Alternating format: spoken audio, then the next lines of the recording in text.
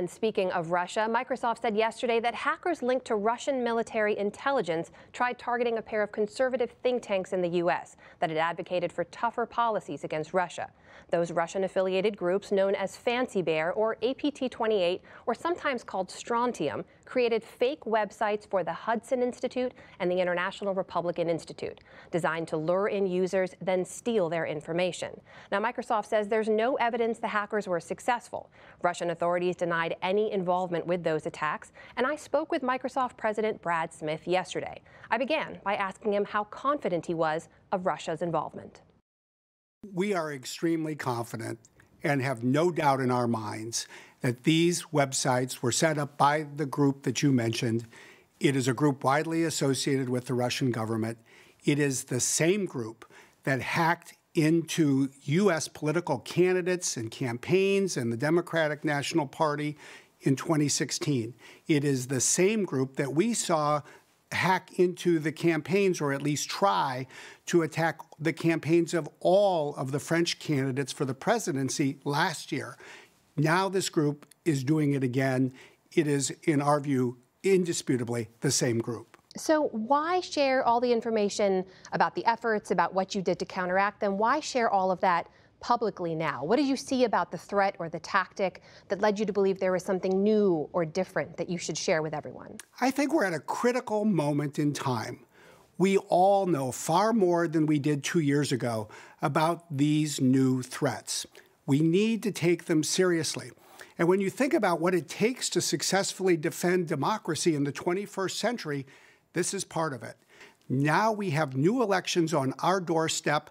We need to be prepared. We need to get ready. We need to work, as we now are, with political campaigns across the country to better protect themselves from these kinds of threats. Let me ask you about the way you were able to respond to this particular threat. In this instance, it kind of seems like a whack-a-mole strategy to some degree, right? You wait for the threat to present itself, you detect it, you hope you caught it early enough that there's no damage, and then you shut it down. It seems very reactive to the threats that we know exist, but is there a more proactive thing you could be doing, more efforts to stop the threats you don't even know about yet? Well, I think that's an extremely important point, and that's why really today we are doing two things. First, we're talking publicly about the work that we did last week to address these websites.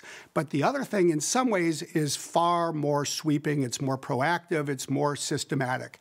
And that's a new initiative that we call Account Guard. It's part of our Defending Democracy program. What we are saying is that we will reach out and work with every candidate and campaign at the federal, state, and local level in the run-up to these elections. We will provide them at no extra cost our most sophisticated threat intelligence work and data. We will provide them with training.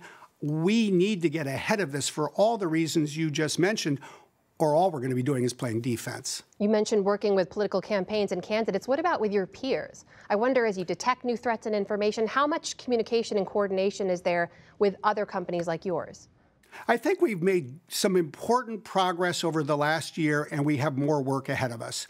The tech sector, and especially the tech leaders, have really come together in new ways. We're sharing threat intelligence together.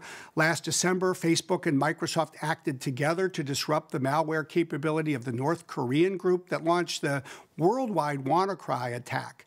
We're doing new things like that this year. I think we also need to collaborate more closely with people in government. We're interested in that. I think people in Washington are interested in that.